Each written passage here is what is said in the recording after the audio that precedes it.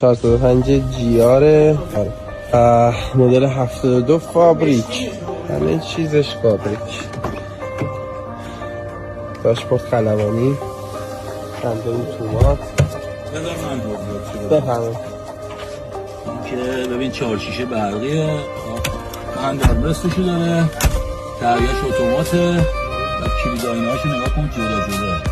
این مال این بره، این مال اون بره. کلید قفل داشبورد داره. کیلومترش مال سفارش آمریکا هست، مایله. بعد باند در عقب داره، پشتش باند نداره، دراش باند داره. 4 تا در 4 شیشه هم برقیه و موتورش هم EX9. خب قالپاقت هم وارداتی باشه، چی میخوایی دیگه؟ همه چی فابریک.